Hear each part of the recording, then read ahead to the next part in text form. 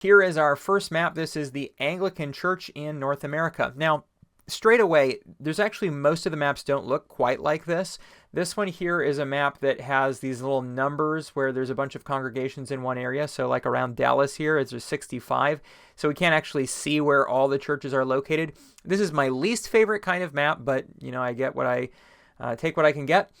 And so you can see the ACNA. So as far as Anglicans in the United States, the biggest denomination would be the Episcopal Church, but they don't have a map of all their congregations, so we don't get to see that. But we do have the ACNA here.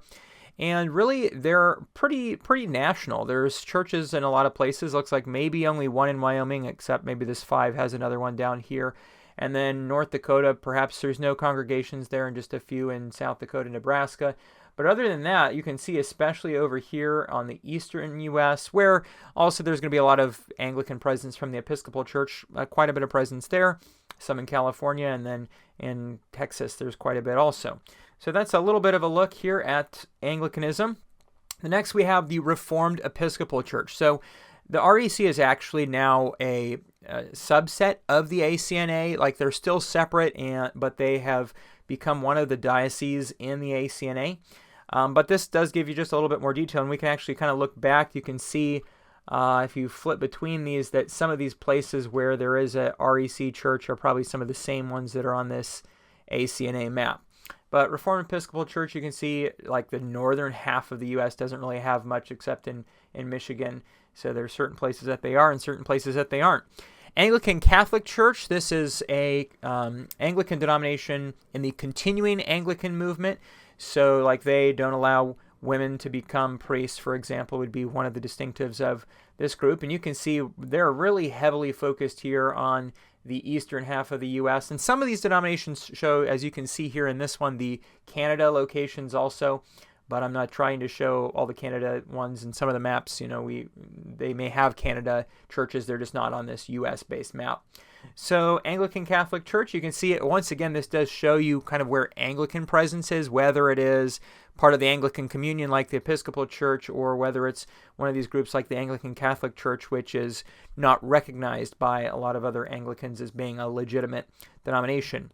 All right, so obviously there's other groups, but those are the ones I had. Now let's take a look at some Baptists. So once again, the one you'd want to have to see like your baseline is the Southern Baptist Convention, right? The largest Baptist denomination in the U.S., but we don't have it. However, the CBF split from the Southern Baptist Convention, and actually I would say their distribution is kind of similar, except for the fact that the SBC does have churches in a lot of these other places in the U.S. Now, you can still see there's quite a few outside of their main area, but boy, Southern Baptist Convention is in the South, and so the CBF, when they split, you can see that really hit there. And super heavy over here, like in North and South Carolina, you can see they're just piled on top of each other. So this is CBF. And so to give a contrast, the next one we have here is the Venture Church Network. Venture Church Network used to be called the Conservative Baptist Association of America, and it was a group that actually split from, drum roll please, the Northern Baptist Convention, which is now the American Baptist Churches USA, which is also a denomination that they don't have a map. But just take a look at this. We'll go back and forth. Here's the Cooperative Baptist Fellowship split from the SBC. Here's Venture Church Network split from the NBC. You can see like exactly where one is, the other isn't. Now over time, and I keep showing a little bit of converge here, but over time, CBF, they've gained congregations. When they split from the SBC had outgrown the borders that it had before. And so they've gained congregations in places that are further north. And likewise, Venture Church Network has some outside of, the northern area, but boy, can you tell like where these places come from. And this is one of the first ones that we'll see, but as we go on, we'll see more like this. It goes to show how where you live in the U.S. is a huge determiner as to what kind of congregations you have available. Like a group like Venture Church Network, they're never going to say, if you go to their website, like, we target a particular place in the U.S. and we don't care at all about having churches in Tennessee, Mississippi, and Arkansas. They don't say that. But just the practical reality of the situation is that these are where the churches were, and they just haven't done a lot of church planting outside of certain areas. And so down in the South, instead of Venture Church Network, you have the Southern Baptist Convention would be an example of a denomination that would be similar enough that perhaps they feel like, well, we just, we don't need to go down there and start competing, as it were. But some denominations actually have very distinct theology, and yet they're only in one place. That's where it really starts to get interesting. So our other example is Converge. And Converge is fun to compare too, because you see it does look more like the Venture Church Network and these northern type of Baptist groups than the South. The South is kind of missing here. But Converge is not a split really from anybody. They formed as, kind of from immigrants to the United States. And they were originally the Swedish Baptist General Conference and then became Baptist General Conference and now Converge. And so really their main area that they were focused is places like where you can see they're heavy in Minnesota, Wisconsin, for example. But they've also ended up getting a good group over here on the West Coast and also some on the East Coast. And they're actually a growing Baptist denomination. So another very interesting one. Okay, so then this here is not technically a denomination, but it's called the Association of Welcoming and Affirming Baptists. So these are going to be these LGBT-friendly Baptist congregations. And you can see, this is the organization for welcoming and affirming Baptists. And if we were to show you, for example, all of the affirming churches in mainline Protestant denominations, all the affirming churches in the UCC, it would be much, much bigger than this. And even though Baptists are a huge amount of the U.S. Population as far as percentages of Protestant Christian denominations, what you see here is this is actually not a whole lot. So Baptists are not one of the major groups to have a lot of affirming churches that are affirming of the LGBT movement. But here's what's interesting to see. This is the Alliance of Baptists, and I actually say these two things overlap. Alliance of Baptists is also a split from the Southern Baptist Convention, but it is probably the most liberal Baptist denomination in the United States is the Alliance of Baptists. Here's where their churches are located. And now take a look at the Association of Welcoming and Affirming Baptists. So like if you look over here in Indiana and see Indianapolis, Cincinnati, things like that, and you switch here, you can see, okay, some of these same places, Kansas City, yep, okay, Dallas, Fort Worth. I'm going to say that there's quite a few of these that are actually the same churches. So there's Alliance of Baptists. Once again, Southern Baptist Convention split, so it's, kind of missing a big portion of the U.S. Then we have the Fellowship of Independent Reformed Evangelicals. This is a Reformed Baptist denomination, the Fire Fellowship as they're known. And one of the interesting things is if you are online, like on YouTube, you'll see there's some pretty big channels that are Reformed Baptists. But as far as number of congregations, there are so many traditions in the United States that have more congregations than Reformed Baptists. They're actually, they're nationwide for sure, but there are plenty of cities that are reasonable size that don't have a Reformed Baptist congregation. It's not the biggest group. Now, this is, of course, not a map of all Reformed Baptists. This is just one subset. Here is a map from Faries.com, which is an attempt to be a directory. This is not a denomination. And really the other group, the Fellowship of, they wouldn't call themselves a denomination either. A lot of Baptists are really hesitant to try to call themselves a denomination. But here at Faries.com, they are showing Reformed Baptists, and this was an attempt to make a comprehensive map of Reformed Baptists. And you can see, once again, it's not, they're not everywhere for sure. There's plenty of churches, plenty of cities in South Dakota and Nebraska, and they don't have anything here. But here's another map, and you'll see these don't completely align. There's some ones in Nebraska, for example, where Fries didn't have them. But the G3 Church Network is a Reformed Baptist network. But some of these are, what does it mean to be Reformed, of course, and what does it mean to be Reformed Baptist? And some of them are more specific. They say, you have to affirm a Reformed Baptist statement of faith, or a traditional Reformed Baptist confession, like the London Baptist Confession of Faith. And so other ones don't have those same requirements, so a church may or may not show up on everybody's map. But here's another one. This is more recent, reformwiki.com. I actually was preparing for a video, which may eventually come out, currently on hold, on Reformed Baptists, and I was looking at Reformed Baptists in Indiana. I noticed Reformed Wiki's chart, I didn't tell them, but some of their map includes, I found a Presbyterian church, I found a Baptist church that's definitely not Reformed. So it does appear to have more churches on it, but some of them are a little suspicious. And then here's Reformed Baptist Network. This is, once again, just another association. Some churches may be on multiple of these maps, but give you kind of an idea where things are at. Okay, here's another look at a totally different group. General Baptist Ministries. So this is, they're also known as the General Association of General Baptists. These are Armenian Baptists. But look how regionally focused this group is. Like if you want to attend a General Baptist church, now there's another group that we don't have on here, which is the Free Will Baptists, which nonetheless are also pretty heavily focused in certain parts of the U.S. and not others. But General Baptists here, like if you attend a church, like if let's say you lived in southern Missouri here, you may think, oh man, there's like General Baptist churches everywhere, and may not realize like if you go to Nebraska, there's no churches that are part of this organization, right? And super heavy in these little areas, and this has to do with certain historical things about where they came from. But you know, you can just take this little section of the U.S. and say that's where these churches are, and other parts of the U.S. you're going to be hard pressed. And honestly, outside of General Baptists and Free Will Baptists, if a person is looking for an Armenian Baptist church in a lot of parts of the country, you're going to have a tough time because there's just not that many of them. All right, Primitive Baptists. So if you don't know what Primitive Baptists are about, I'm not going to talk about their theology right now, but I have an excellent video on that here on Ready to Harvest. And they also are pretty focused around the southern U.S. This is the traditional hard-shell Primitive Baptist. There's also groups of there's like a Primitive Baptist, a denomination that's called Primitive Baptist. That's a historically black denomination that doesn't hold all the same things as these hard-shell Baptists do. And this, once again, is not an official denomination map. This is from marchtozion.com, which is a Primitive Baptist ministry.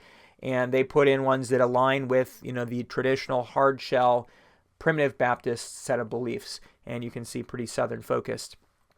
Throw this one in, the Northwest Association of Slavic Baptist Churches.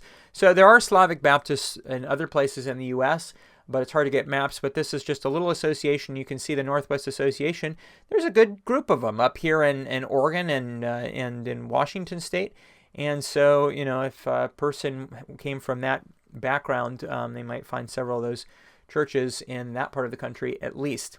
Okay, we're moving on to Catholics, and let's start with this one. Catholic Latin Mass locations from latinmass.com. Now, you can see there's a few different things here on this map. Not all the things are exactly the same, and that's because these refer to different groups, and I'll show you a few of them. We'll split it out later. And I'm also not sure if this is like all of the Latin Mass locations, but this is their map that shows where you can get Latin Mass. And you could see, like, if you saw a map of the Catholic Church, I mean, like, there's just Catholic churches everywhere. And so this is definitely a small subset of Catholic churches. I mean, look at Texas here. You know, like, how many is that? Like 20 maybe there? And there's so many Catholic churches in Texas. There's Catholic churches everywhere, obviously, like New York. Far fewer locations than there are Catholic churches altogether.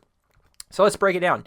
The Priestly Fraternity of St. Peter. This is not a mistake, by the way, in the acronym. FSSP is the acronym that they use. And this is one place where people can get Latin Mass. And you can see here's their locations. Not a whole lot of them, but that's one of the places Latin Mass is. Society of St. Pius X. This one would be a little bit more controversial. In fact, the formation of the FSSP happened because of some of the controversial things in the past with the SSPX. But as of right now, you know, they're actual Catholic parishes, but there's just there's a lot of controversy there. We'll talk about that in some other video. So nevertheless, here's where you can get Latin Mass. And of course, the SSPX, they're really committed to the Latin Mass. And you can see their parish locations. They do have, you know, quite a few for a society, but still compared to the Catholic Church, it's not a lot. This was an interesting one I found. Reverent Catholic Mass locations. They particularly say we're not talking just about Latin Mass. We're talking about Reverent Mass. So apparently this is in contrast to their view of some Mass not being that reverent. And you can see that this is going to be, you know, more towards the direction of how many Catholic churches there are.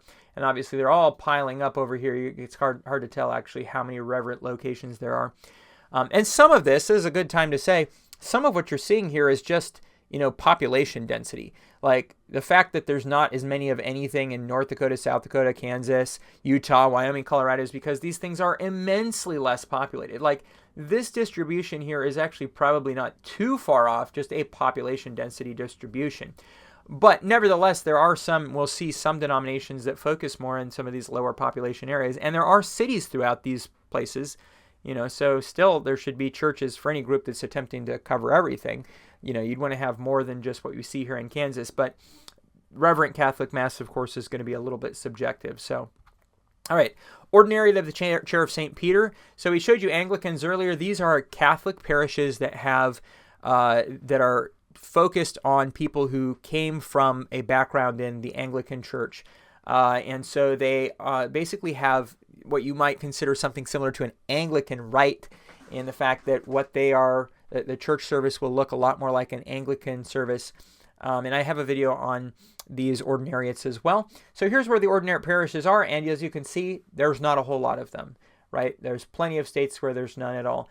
But this is something that does exist, and so if it's something a person is looking for, you'd hope that there would be in certain parts of the country where there's actually a parish for the ordinariate.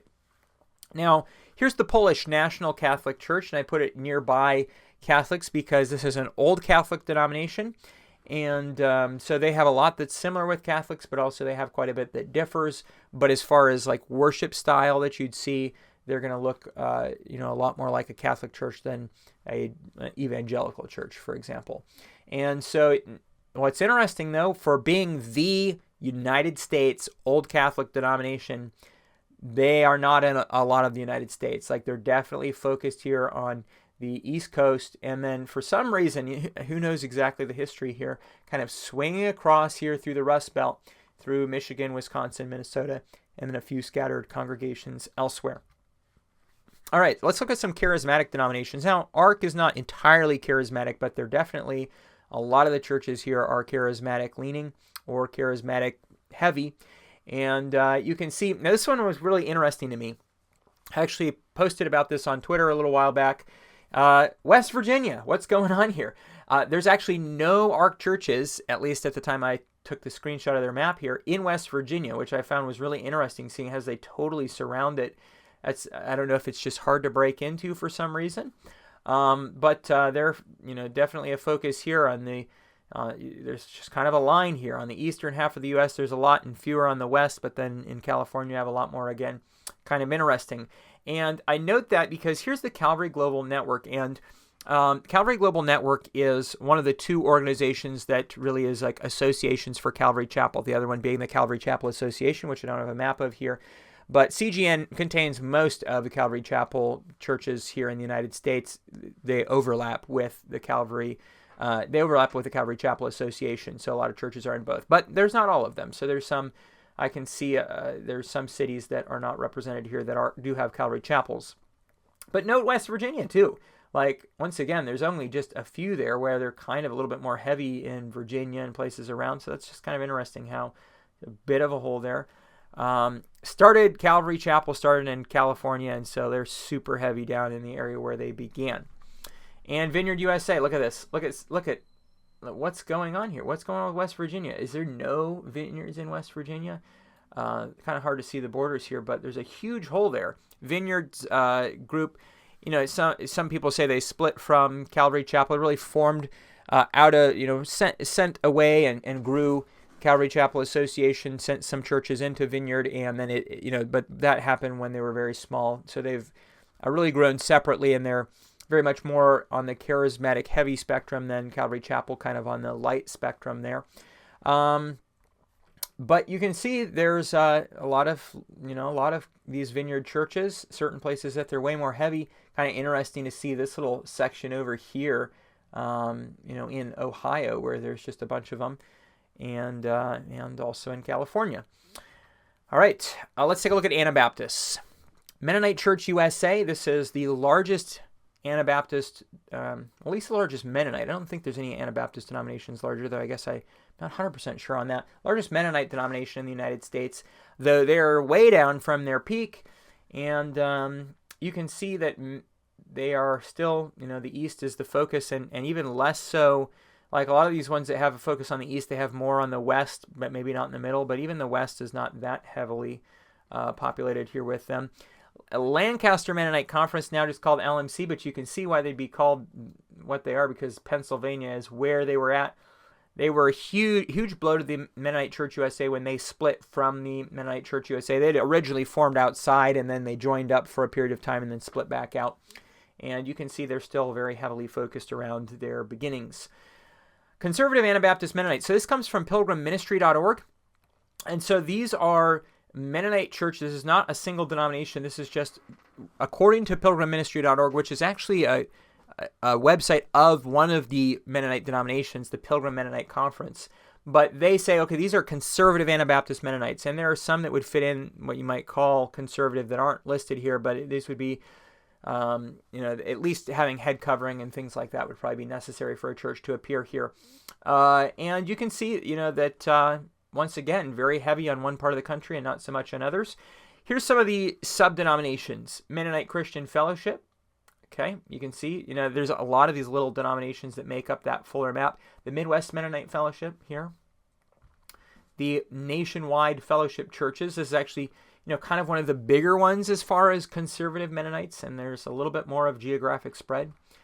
And then we have the Rosedale Network of Churches, which is kind of an evangelical Mennonite group.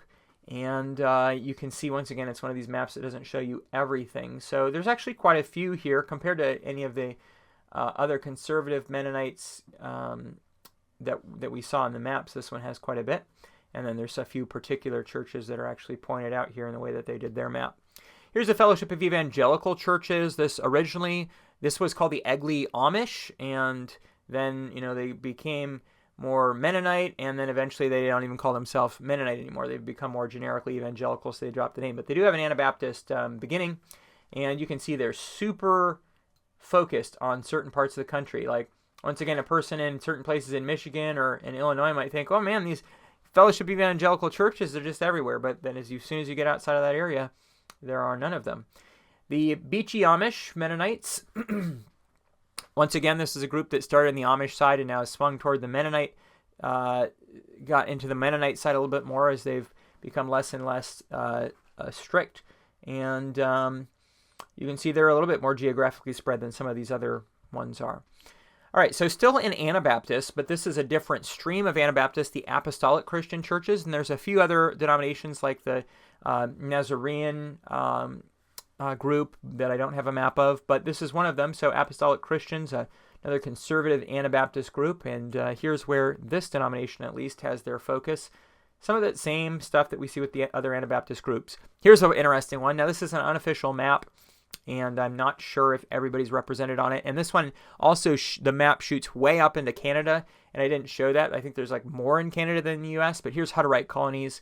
And you can see in the U.S. there's like certain places that they are, and it's not the same places other people are either, right? Like we haven't seen much of this like right in South Dakota, North Dakota, Montana, like, bam, right in Montana and then up into Canada. You don't see that with a lot of denominations, but that's where the Hutterites have settled. Church of the Brethren. So this is the Schwarzenau Brethren tradition, you might say, and I have a couple other denominations in it that we'll see the maps for, but here's the big one, kind of the original one here in the U.S. is the Church of the Brethren. And split from them relatively recently, I think 2019, is the Covenant Brethren Church, and you can see some of these same things where the Church of the Brethren is like that. These people split from them, so it's that same little focus. After the Church of the Brethren allows some churches to have pastors, I believe pastors in same-sex marriages, or allowing some allowance of the LGBT movement in their churches, which is something that the Covenant Brethren Church didn't want. They split away. And then the Brethren Church is not as probably as conservative as the Covenant Brethren. Actually, I'm not sure. I'm not going to say that. I don't know why the Covenant Brethren wouldn't have decided to join up with the Brethren Church. Maybe it's, I don't know. I'm not gonna guess on that. But the Brethren Church split away much earlier from the Church of the Brethren, and so they've developed entirely separately for quite a long time, and not too different in the same time frame. Charis Fellowship developed. They were originally called the Grace Brethren churches, and so this is another one in this Schwarzenau Brethren tradition. So all four of these are this other Anabaptist tradition. All right, then we're going to take a look at Congregationalists. This is the United Church of Christ, which is the largest Congregationalist denomination, but it's not exclusively Congregationalist now because there's actually 4 separate denominations that merged together to form it. two denominations merged together, and then those two denominations merged. But you can see the United Church of Christ still is a very national denomination here around Chicago, 179 in that dot, 101 in this one.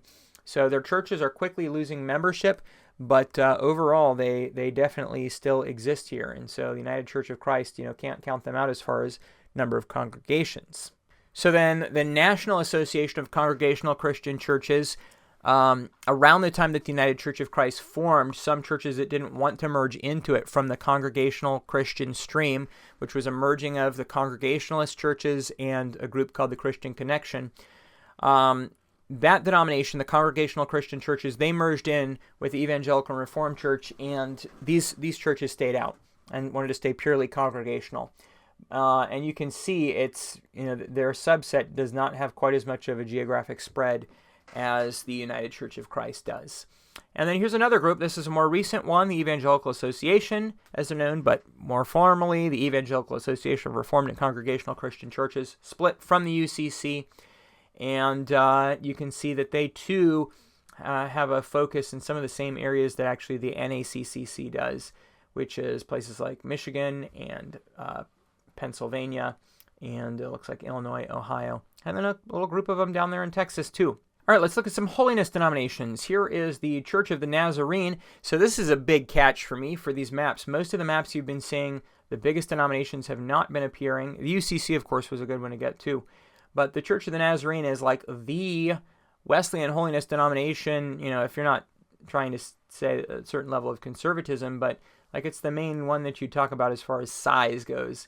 And you can see, one of the things in making these maps is however big they make their little dots, it can make it look like there's more or less, but there's a ton. I'm like, these Nazarenes, they're everywhere. Even in some of these states where you didn't find a lot, like Nebraska here, you can see there's a bunch in Nebraska, bunch in Colorado, Wyoming, Idaho, they're just everywhere. So Church of the Nazarene got a really, there's definitely a heavier section here in certain parts of the U.S., but they're everywhere. And then another really good one to get, and once again, the Wesleyans, they did a really bad job trying to indicate, with this little tiny dot, but here's where they're located, and you can see it's not as heavy, obviously, as the Church of the Nazarene, but there's these dots throughout some of these places, like Nebraska. You can count them. There's quite a few there, and then very heavy. Like look at Illinois compared to Indiana. Like Indiana has got a lot, but Illinois doesn't have nearly that many. And then there's just this little section of them here that come through here, and in North Carolina, it looks like. So there's a lot of history behind these things, and some of the denominations that split are smaller and focused and tear out little sections from these denominations. Another holiness one, the International Fellowship of Bible Churches. This is a good denomination that might trick somebody, like you wouldn't know it's a Wesleyan holiness denomination by just the title. Not like they're trying to trick anybody or anything, but they are. And here's where they're located. And then the Church of God of the Union Assembly. This one's very interesting, little-known denomination. There's another one that's kind of developed from the same history called the Church of God Mountain Assembly, which I don't have a map of, unfortunately. But Union Assembly, you can see there's like a certain place in the country. That's where, if you wanted to be part of those churches, that's where they're at. And then moving into Methodists, Free Methodist Church USA, you can see, hey, if you were asked before now, where are the Free Methodists at? Would have you known that, like, they're, okay, you need to be in Michigan, you need to be in Illinois, Indiana, New York, Pennsylvania, Ohio, and looks like also like on the coast of Washington, Oregon, and California and Florida, and scattered in a few other places, but they are definitely geographically focused. Like, doesn't look like there's a single one in Mississippi, and maybe not in Arkansas either. Evangelical Methodist Church, even smaller, not a large denomination. There's a few places that they have a slightly thicker base, but overall not huge. And the Congregational Methodist Church here is definitely a southern denomination. Congregational Methodists in certain southern states.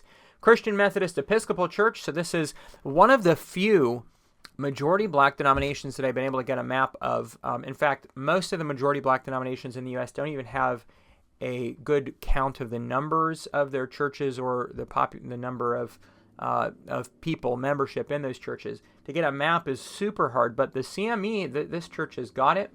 And so that was pretty neat to see. Like most majority black denominations, they're going to be especially heavy in the South. And they do have congregations that spread up here into, even into parts of the Midwest. But a lot of the U.S., there's not much of a presence here. And then we have the Primitive Methodist Church in the USA. And you can see that Primitive Methodists are pretty heavily focused up here in the Northeast. And then there's just this little, I don't know how far this might spread out because they have this thing going on where they're not showing the individual congregations. All right, now this is part 1. And so some of the best denominations are in part 2. You really, really don't want to miss that because what we haven't covered yet are Lutherans, Pentecostals, a bunch of miscellaneous churches, the Orthodox, Reformed, non-Trinitarians, Sabbatarian churches, and even some miscellaneous churches. So part 2 is coming soon. Keep your eyes out. If part 2 is actually already out, then it's probably on the screen right now. A little link to go there. Click over. You don't want to miss seeing all these amazing churches. Thanks for watching. Ready to Harvest.